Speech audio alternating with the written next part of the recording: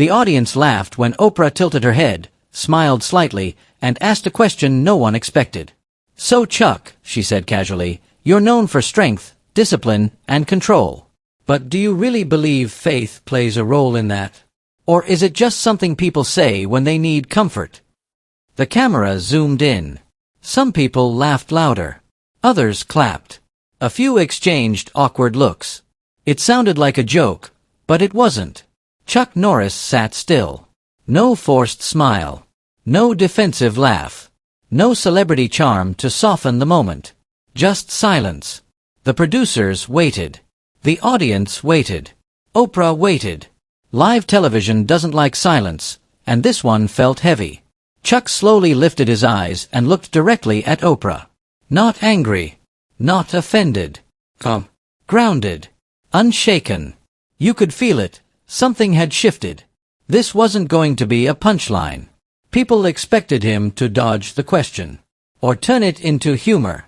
Or maybe fire back with sarcasm. Instead, he took a breath. And that breath alone quieted the room. The laughter faded. The clapping stopped. Even the background noise seemed to disappear. Millions watching at home leaned closer to their screens. Because in that moment, it wasn't a famous talk show host questioning a celebrity. It was belief being tested, publicly. Oprah, used to being in control of the conversation, leaned back slightly. Her expression changed. Curiosity mixed with confidence. She had challenged presidents, pastors, and powerful leaders before. But something about Chuck's stillness felt different. He didn't look like a man preparing to argue. He looked like a man preparing to speak truth, whether people liked it or not. The studio lights reflected off his calm face. No tension in his jaw. No defensiveness in his posture. Just certainty. And then he spoke, slowly, clearly, without raising his voice. What he said next wasn't loud. It wasn't dramatic. It didn't attack anyone. But it landed so hard that the audience would remember it long after the episode ended. By the time he finished his first sentence, Oprah's smile was gone. And by the time he finished his thought, the entire studio was silent. Not because they were told to be, but because no one dared interrupt what was about to unfold. The episode had been promoted for weeks as one of Oprah's most thought-provoking discussions of the year. The theme was faith, fame, and inner strength. The studio was packed to capacity. Celebrities filled the front rows. Cameras moved smoothly across the audience. Millions of viewers were watching live, expecting deep questions, bold opinions, and powerful moments. Oprah Winfrey stood confidently at the center of it all. This was her world. She had built a reputation on asking the questions others avoided, challenging beliefs, confronting contradictions, and pushing guests beyond rehearsed answers. No topic was off limits, and faith had always been one she approached with skepticism and curiosity. Chuck Norris sat across from her, calm and composed. No flashy entrance. No dramatic gestures. Just a quiet presence. He wore a simple dark suit, nothing extravagant. His hands rested loosely in his lap, his posture relaxed but firm. He wasn't trying to impress anyone.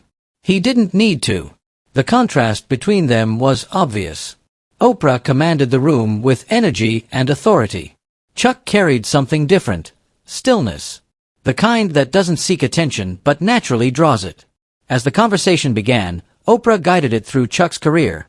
Martial arts, films, discipline, success. The audience nodded along, laughing at light moments, clapping at familiar achievements. Then the tone shifted. Oprah leaned forward slightly, resting her elbow on the chair arm. Her voice softened, but her words sharpened. "Chuck," she said, "people admire your strength, your control, your toughness." She paused, letting the audience lean in. "But you've also spoken openly about faith, about prayer, about believing in something beyond yourself." Chuck nodded politely. Oprah tilted her head, a half-smile forming.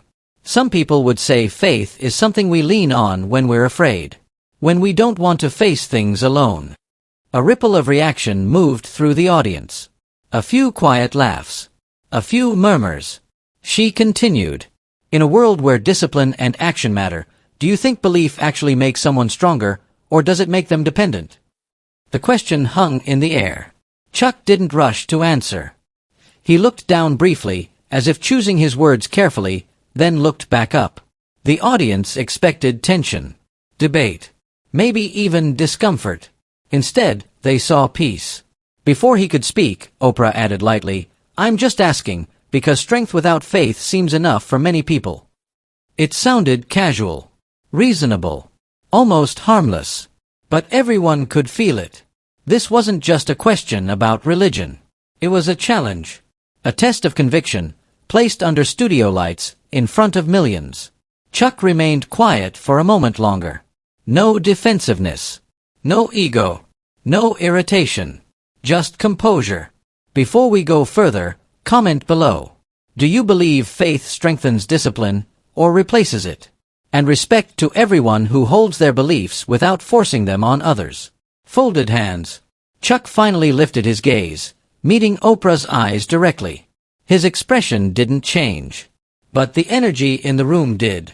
Because whatever he was about to say, it was clear he wasn't speaking from theory, image, or performance. He was speaking from experience. And that's when the conversation stopped being entertainment and started becoming something much deeper. Chuck held Oprah's gaze for a long, steady moment before speaking. "You're asking if faith replaces responsibility," he said calmly. "Or if it weakens discipline." Oprah nodded. "That's fair." The audience waited, expecting a firm rebuttal or a polished celebrity answer. Instead, Chuck exhaled slowly. "I've spent my life training my body and my mind," he began. "Hours of discipline. Pain. Failure. Real consequences." He glanced briefly at the crowd. "In a fight, belief alone won't save you. You still have to show up. You still have to do the work." A few people nodded. Oprah leaned back slightly, listening. "But here's the part people miss," Chuck continued. "There were moments, real moments, where strength wasn't enough." The studio grew quieter. "I've stood in places where fear was louder than confidence, where control felt like an illusion, where no amount of training could guarantee the outcome." Oprah crossed her legs, curious now rather than amused. "And in those moments," Chuck said, "faith didn't remove responsibility." He paused. It added weight to it. A subtle shift moved through the audience. "How so?" Oprah asked. Chuck turned toward her fully. "Because when you believe your life has meaning beyond yourself, excuses disappear," he said. "You don't fight just to win. You fight to act with honor." The crowd was silent. Oprah tilted her head. "But isn't that just personal values? Morality without religion?" Chuck nodded slightly. "It can be," he agreed. "But faith doesn't just tell me what's right. It holds me accountable when no one's watching." That landed. A murmur passed through the audience. Oprah pressed again. "Some would say relying on God means avoiding responsibility, blaming outcomes on faith instead of action." Chuck didn't react emotionally. "That's not faith," he replied. "That's avoidance." A few audience members gasped softly. "Real faith," Chuck continued, "doesn't excuse failure. It demands honesty about it." He leaned forward just slightly. "If I lose, I don't say, 'God wanted it that way.' I ask, 'What did I fail to do better?'" The tension in the room thickened. Oprah's expression shifted. She wasn't smiling now, she was thinking. "So you're saying faith doesn't replace strength," she said slowly. "It defines how you use it." Chuck nodded once. "Yes." The audience began to clap, not loudly, not yet, but enough to be felt. Oprah raised a hand, quieting them. "One more thing," she said. "Many people use faith to judge others, to feel superior." Chuck's voice remained steady. "That's ego wearing a religious costume." The crowd reacted immediately. Murmurs, surprised expressions. "Faith without humility," Chuck added, "is just pride with permission." Oprah looked down briefly, then back up. "And you believe faith made you stronger?" she asked. Chuck met her eyes again. "No," he said softly. "It made me honest." The silence that followed wasn't awkward. It was heavy, because the conflict wasn't about belief anymore. It was about character. And everyone in that studio could feel it. For a moment, no one spoke. The applause that had started earlier faded into a hush, as if the audience sensed that clapping would break something fragile. The cameras slowly moved across faces in the crowd, some thoughtful, some emotional, some visibly unsettled. Chuck Norris sat back in his chair, hands resting calmly, as if he hadn't just shifted the entire tone of the show. Oprah, however, had changed. Her posture was still composed, but the confidence that usually filled every pause was replaced with reflection. She wasn't preparing her next question. She was processing his words. "That's interesting," she finally said, choosing each word carefully. The audience let out a small, nervous laugh, not because something was funny, but because tension needed somewhere to go. Chuck didn't react. Oprah leaned forward again, but this time her voice was quieter. "You're saying faith isn't about protection or reward," she said. "It's about responsibility." Chuck nodded. "Yes," he replied simply. The simplicity of the answer seemed to hit harder than a speech ever could. A woman in the front row wiped her eyes. A man near the aisle folded his arms, staring at the floor. The reaction wasn't dramatic, it was personal. Oprah glanced toward the audience, sensing the shift. "We have people here from all beliefs," she said. "Some religious, some not." Chuck turned slightly toward the crowd. "I'm not here to convert anyone," he said calmly. "I'm here to answer honestly." That honesty carried weight. Oprah paused again, a rare thing for her. "You know," she said slowly, "most people talk about faith when life is going well." Chuck shook his head. "No," he replied.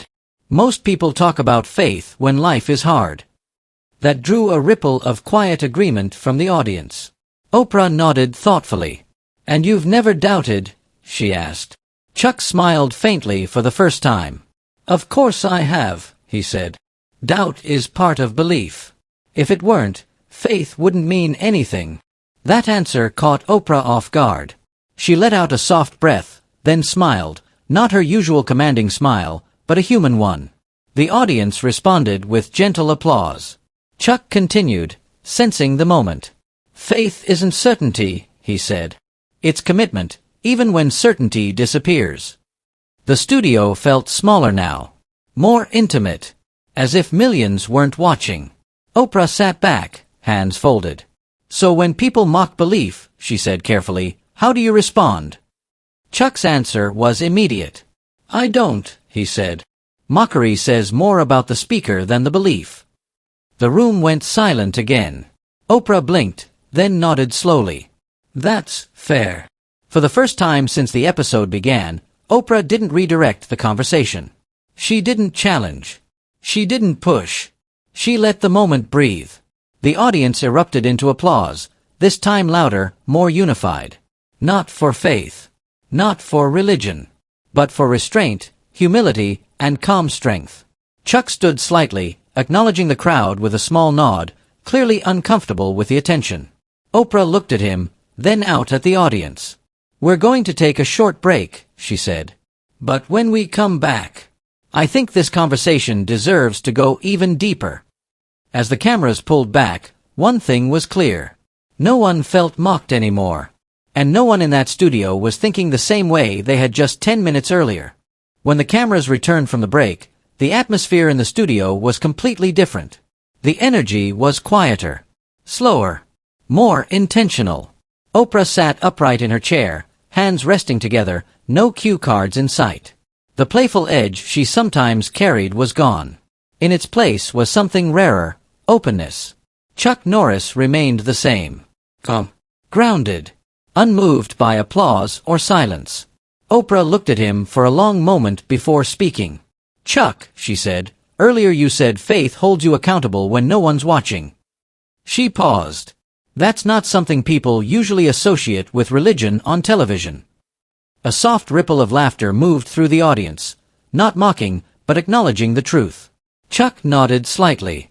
"Television likes certainty," he said. "Faith lives with questions." Oprah's eyebrows lifted. "That's an interesting distinction," she said. She leaned forward. "Let me ask you something more personal," she continued. "When everything is stripped away, the fame, the titles, the respect, What does faith actually give you? The question hung heavy in the air. Chuck didn't answer immediately. He looked down for a moment, then back up, not at Oprah, but at the audience. It gives me a place to stand, he said quietly. The room felt still. When success disappears, Chuck continued, when strength fades, when people stop cheering, faith reminds me who I am without those things. Oprah's expression softened. So it's identity, she said. Not protection. Yes, Chuck replied. And responsibility. He turned back toward her. Because if my life has meaning beyond me, then how I treat others matters, especially when I have power. The audience was fully silent now. Oprah swallowed, then asked the question no one expected. And if someone doesn't believe? She asked. Chuck didn't hesitate. Then they still deserve respect, he said. Faith that demands superiority isn't faith, it's insecurity. A collective inhale moved through the room. Oprah leaned back, absorbing that. For years, she said slowly, I've asked people what they believe. She looked directly at Chuck. You're the first guest who's explained why belief changes behavior instead of just identity. Chuck offered a small, respectful nod. That's because belief isn't meant to be worn, he said. It's meant to be lived. The applause began again, louder, sustained. Oprah raised her hand, but this time it wasn't to quiet them. She was smiling, genuinely. You know, she said, I think a lot of people confuse faith with fear. Chuck nodded. And fear with control, he added. That line drew immediate reaction from the crowd. Oprah laughed softly, shaking her head.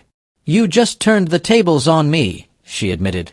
Chuck smiled gently. No, he said. I just answered honestly. The audience stood. Not all at once, but gradually, instinctively. A standing ovation filled the studio. Oprah stood as well.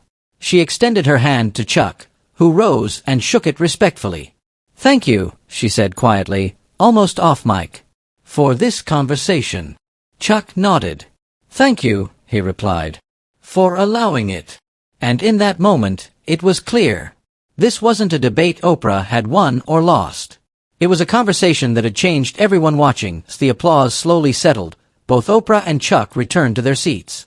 The standing ovation faded, but the impact of the moment lingered in the air like an echo that refused to disappear.